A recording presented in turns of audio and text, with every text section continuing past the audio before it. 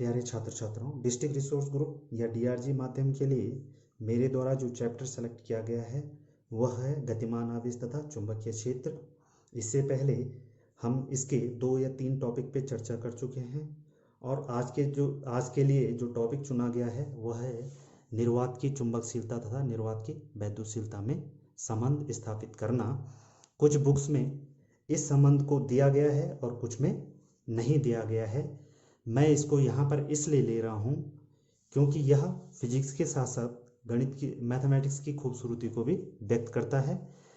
और गणित की खूबसूरती क्या है उसका हम यहाँ पर एक एग्जाम्पल लेते हैं कि यह किस प्रकार से विभिन्न आयामों को छूती है। जैसे कि मैंने यहाँ पर एक समीकरण लिया है y - 3x = 5। अब ये बीजगणित यानी कि अलजेब्रा में एक सामान्य समीकरण हो गया, ठीक है। और नाम है इसका 2 चर राशियों का रैखिक समीकरण। ये हो गया बीजगणित में यानी कि अलजेब्रा में, ठीक है। नाम इसका क्या है? रैखिक समीकरण, रैखिक समीकरण। अब रैखिक समीकरण क्यों कहा गया इसको? क्योंकि अलजेब्रा के हिसाब से यदि इसका ग्राफीय निरूपण करें तो ये एक सरल रेखा को व्यक्त करता है। यानी कि इसने किसको, इसका मतलब क्या हो गया कि यह किसको भी प्रदर्शित कर रहा है? ज्यामिति को भी प्रदर्शित कर रहा है। तो ज्यामिति के हिसाब से क्या हो गई? ये एक सरल रेखा का सरल रेखा हो गई, ठीक है। और आगे बढ़े, अगर हम निर्देशांक ज्यामिति के हिसाब से देखें तो ये परवणता रूप में, निर्देशांक ज्यामिति में क्या हो गया? ये परवणता रूप में रेखा का समीकरण हो गया, परवणता रूप में, ठीक है। परवणता मीन्स टेंजेंट। यानी कि अगर हम यहां पर पक्षांतर करें -3x को तो y = ये आ जाएगा 3x + 5। और इसकी तुलना हम करेंगे y = mx + c, ठीक है। तो m क्या है? उसकी परवणता या इस सरल रेखा की परवणता या ढाल होगी। तो m = कितना हो जाएगा? यहाँ 3 हो जाएगा। और m = होता है tan थीटा, ठीक है। और tan थीटा अपने आप में किसका, ये अपने आप में किसका संबंध हो गया? ये हो गया त्रिकोणमितीय संबंध हो गया, ट्रिग्नोमेट्रिकल रिलेशन हो गया ये। और tan थीटा = कितना होता है? लंब बटे आधार। यानी कि ये किसी समकोण त्रिभुज के लंब और आधार का अनुपात हो गया। तो इस प्रकार से जो गणित या मैथमेटिक्स जो है इसका एक खूबसूरत परिदृश्य हम लोगों के सामने आता है, ठीक है। तो ये तो एक एग्जाम्पल हो गया। और वही चीज यहां पर भी है।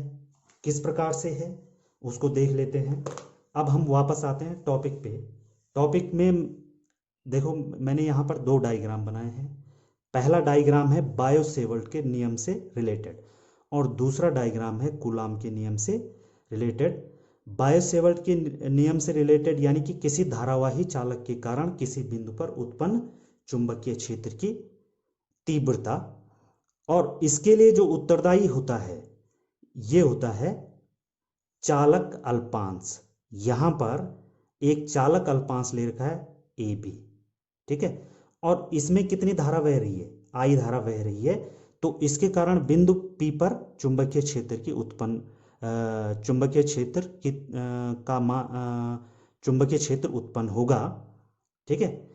और इस चुंबकीय क्षेत्र के लिए यहां पर बायो-सेवर्ट के नियम में जो रिस्पॉन्सिबल है वह यह धारावाही अल्पांश है।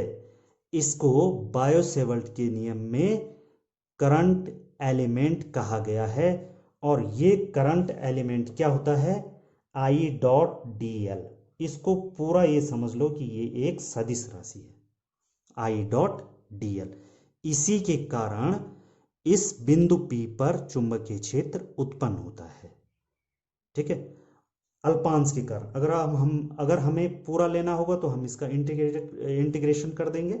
ठीक है, तो कुल मिला के यहां पर जो चुंबकीय क्षेत्र के लिए जो रिस्पॉन्सिबल है वो करंट एलिमेंट है। ये बहुत इंपॉर्टेंट है, करंट एलिमेंट I.dl। ठीक है, अब बायो-सेवर्ट का नियम का जो रिलेशन है या जो समीकरण है वो है dB = μ0/4π, यह आ जाएगा I.dl sine theta. Sine theta जो है इस कोण की साइन या ज्या है बटे r²। क्लियर हो गया। इसके दूसरे साइड में है कूलाम के लिए डायग्राम। इसके लिए जो उत्तरदायी है वह है चार्ज एलिमेंट, यानी कि Q1 और Q2। इन्हीं के वैद्युत चुंबकीय क्षेत्रों के क्षेत्रों के कारण एक दूसरे पर बल आरोपित होता है, जिसको कि हम स्थिर वैद्युत बल कहते हैं, और यह इन दोनों के आकर्षण तथा प्रतिकर्षण के कारण उत्पन्न होता है। और इस बल की जो प्रकृति होती है वो इन आवेशों की प्रकृति पर निर्भर करता है। यानी कि अगर दोनों क्या हैं, समान आवेश हैं तो प्रतिकर्षण होगा, और दोनों अगर विपरीत आवेश हैं तो आकर्षण होगा। और इस बल का जो मान जिस संबंध से दिया जाता है वह है F = 1/4πε0 K Q1 Q2/r²। Clear है।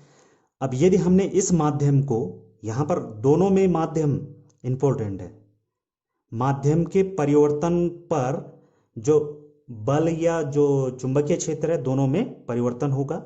तो यदि हमने दोनों माध्यमों को निर्वात में रखा है तो यहां पर K = कितना हो जाएगा, 1। यह है परावैद्युतांक, निर्वात का परावैद्युतांक।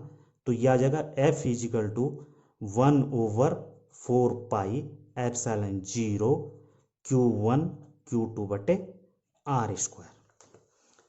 अब इन दोनों समीकरणों में देखो कि एक एक कांस्टेंट, हालांकि 4π भी ऐड है, लेकिन एक एक कांस्टेंट जो है, जो हमें बुक्स में, इन बुक्स में पहली बार हमें पढ़ने को मिला है।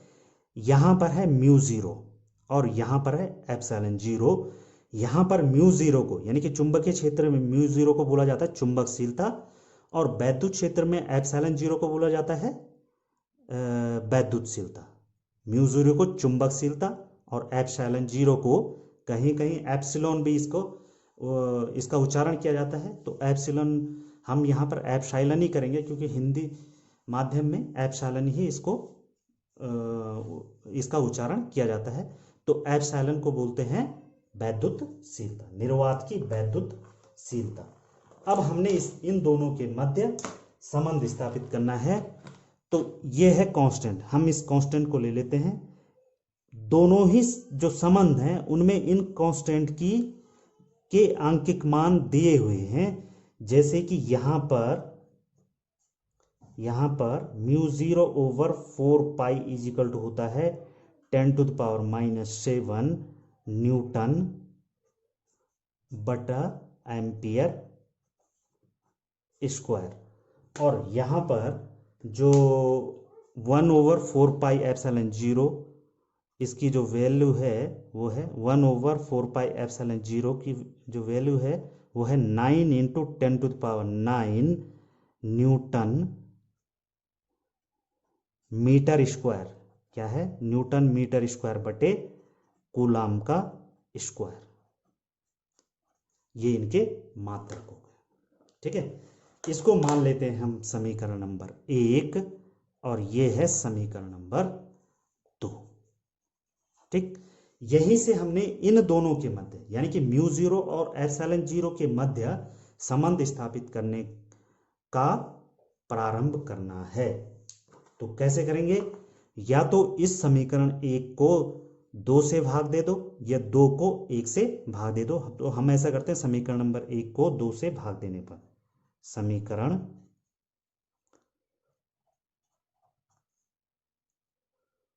एक को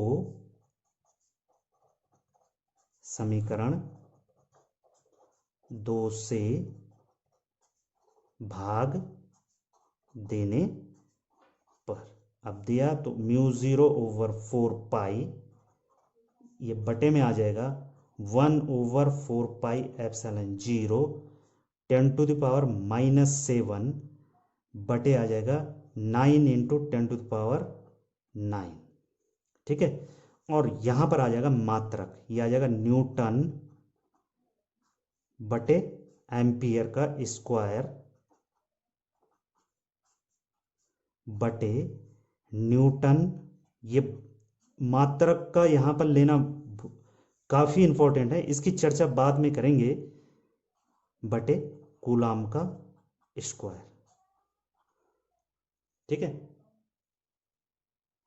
तो ये तो आ गया।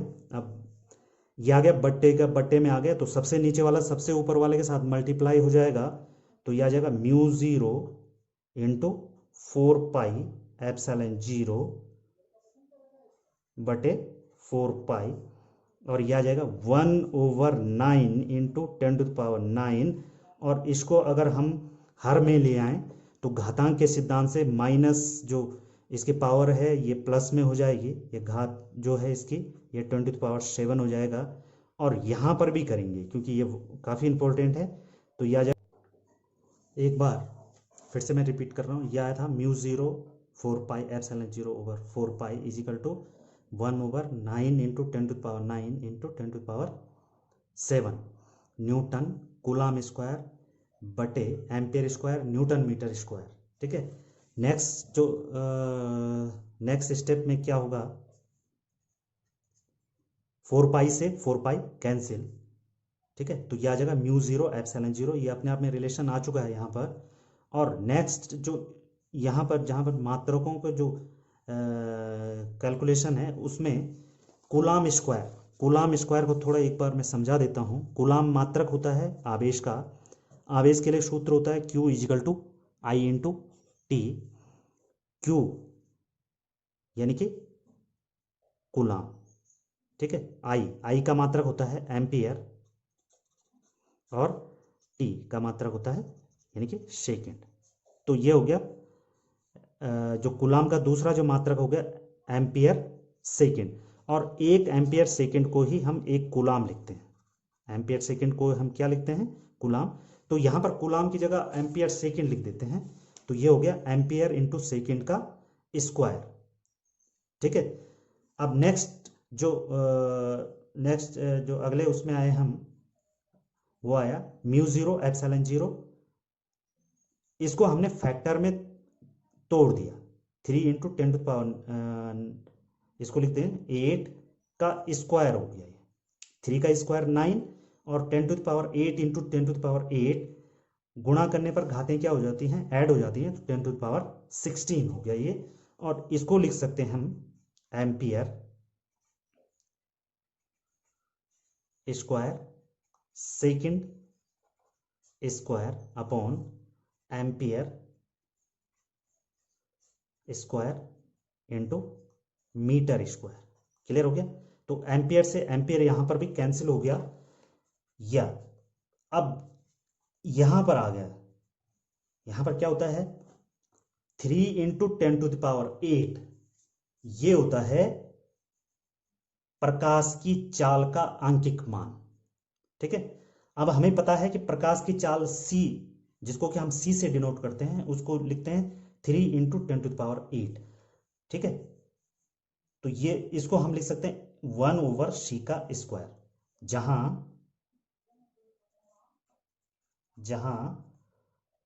3 × 10⁸ इजिकल टू c प्रकाश की चाल का आंकिक मान है, प्रकाश की चाल का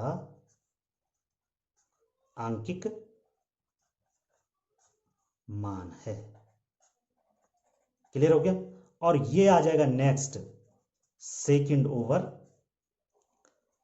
square over metre square. Clear हो गया, तो इसको हम नेक्स्ट स्टेप में लिख सकते हैं 1/c² इजिकल टू μ0 एप्सिलॉन 0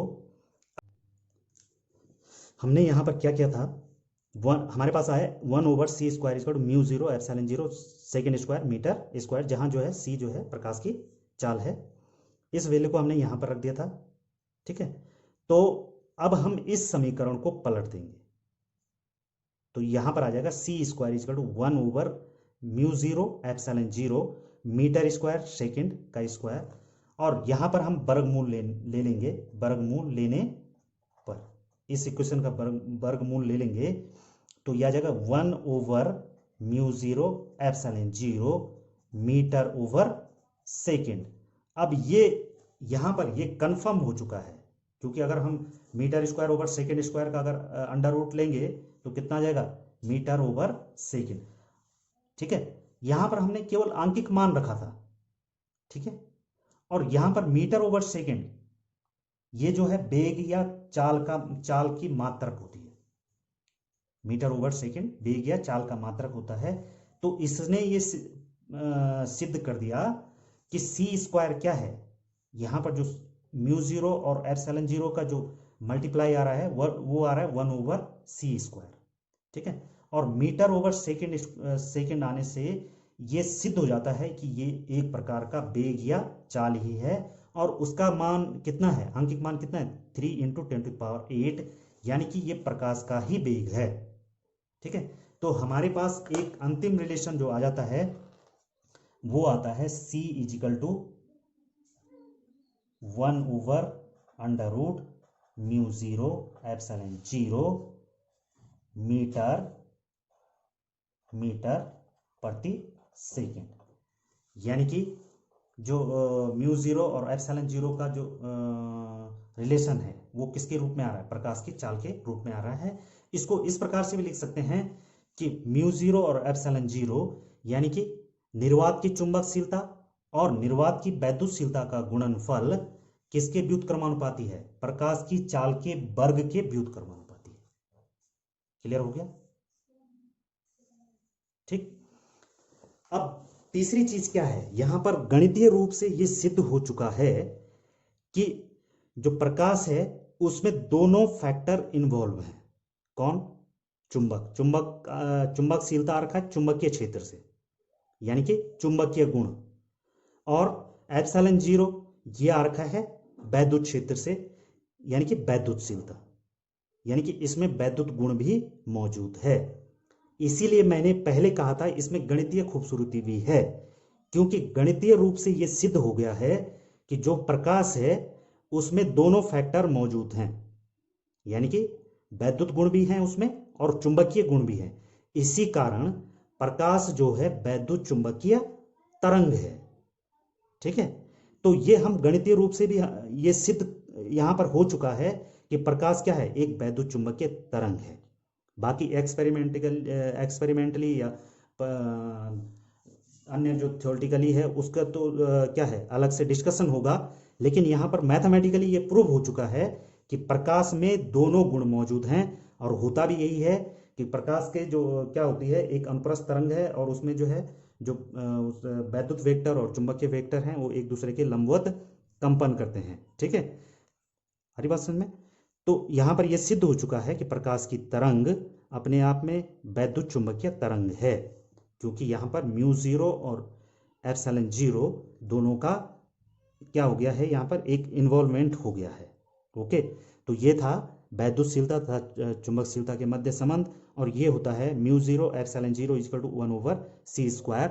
इसको भाषा में इस प्रकार से भी कह सकते हैं कि पर निर्वात की चुंबकशीलता तथा निर्वात की वैद्युतशीलता का गुणनफल प्रकाश के वर्ग के व्युत्क्रमानुपाती होता है, और c इक्वल होता है 1/√μ²μ